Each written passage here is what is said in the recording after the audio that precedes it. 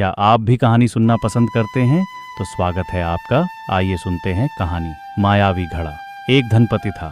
धन की उसके पास कोई कमी नहीं थी, परंतु फिर भी व्यवसाय करना व धन कमाना उसका प्रमुख शौक था। उसका हंसता खेलता भरा पूरा परिवार भी था, लेकिन सब कुछ होते हुए वह सुखी नहीं था। हंसना, गाना या मस्ती का दूर दूर तक उसके जीवन में कोई नामो निशान नहीं था। बस इसी बात को लेकर वह परेशान रहा करता था।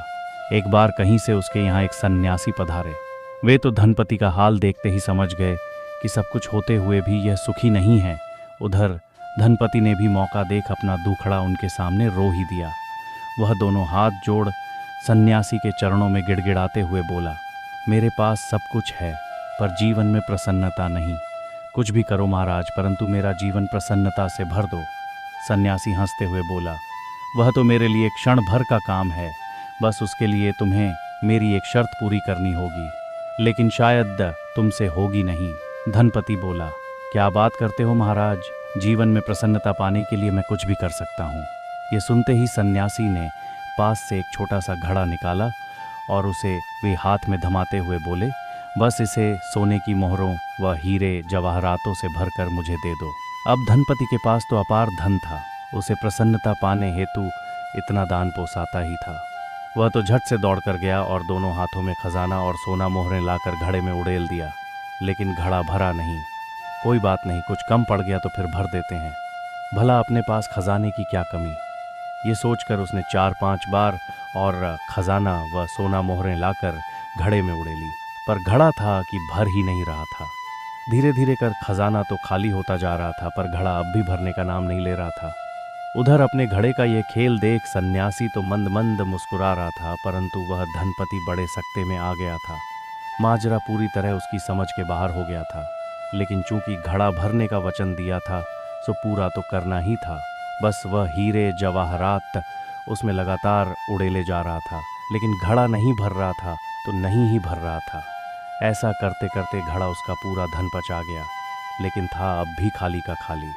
यह देख वह धनपति सन्यासी के कदमों में गिर पड़ा और दोनों हाथ जोड़ते हुए पूछने लगा, महाराज, ये घड़ा किस चीज से बना है जो मेरा पूरा धन हजम करने के बाद भी नहीं भर रहा है? सन्यासी हंसते हुए बोला, ये आकांक्षा और महत्वाकांक्षा की मिट्टी से बना है। तुम अपनी ही क्या, पूरे संसार का धन भी इसमें डाल दोगे तो भी ये नहीं भरने वाला। बस तुम्हारा भी यही हाल हो चुका है। तुम्हारे मन बुद्धि की महत्वाकांक्षाएं इतनी मजबूत हो गई हैं कि कितना ही कमा लो, तुम्हारा मन भर नहीं रहा है, जबकि जीने हेतु जितना चाहिए उससे कई गुना पहले से ही तुम्हारे पास है। जिस रोज तुम इस महत्वाकांक्षा के जाल को तोड़ने में कामयाब हो जाओगे, उस रोज तुम्हारे जीवन से यह दौड़ा भागी समाप्त हो जाएगी और तभी तुम इस धन का अपने लिए और दूसरों के लिए सकारात्मक उपयोग कर पाओगे। बस इससे तुम्हें आनंद व संतोष दोनों मिलेंगे। ये सुन बेचारा धनपति गिड़गिड़ाता हुआ बोला, आपकी बात तो समझ गया, लेकिन अब क्या, मेरा पूरा धन तो आपका घड़ा खा गया। सन्यासी ने हंसते हुए घड़ा उलट दिया और सोना सहित सारे हीरे जवाहर बाहर ढेर की शक्ल में जमा हो गए। धनपति अपना खोया धन वापस पाकर बड़ा प्रसन्न हुआ। फिर तो उसका जीवन ही बदल गया। सबसे पहले तो उसने जीवन से सारी फोकट की व्यावसायिक भागदौड़ काट दी। इसके साथ ही वह अपने परिवार पर दिल खोलकर खर्च भी करने लगा। यही नहीं, जब मौका मिले अच्छे कामों हेतु चैरिटी भी खूब देने लगा। फिर क्या था, चंद दिनों में ही उसके जीवन ने ऐसी करवट ली कि वह आनंद और संतोष के शिखर पर जा बैठा। सारे आप समझे कि नहीं? जरा ध्यान से देख लेना कि कहीं आपकी महत्वाकांक्षाएं भी आपको इस कदर दौड़ा तो नहीं रही। ऐसा तो नहीं कि धन के लोभ ने आपको इतना अंधा कर दिया है कि आपके पास ना तो अपने लिए समय है और ना ही आपका कमाया धन आपके काम आ रहा है। यदि ऐसा है तो आज ही संभल जाओ। धन जीवन की परम आवश्यकता है, पर धन उतना ही कमाना चाहिए जितना अपनी मृत्यु के पूर्व वापर पाओ। धन में पाप नहीं, यदि साथ में चैरिटी करने का दिल भी रखते हो तो, वरना सिर्फ धन के पीछे की अंधी दौड़ कमाने में भी कष्ट देती है और साथ में हजारों व्यावसायिक झंझटें भी झेलवाती हैं।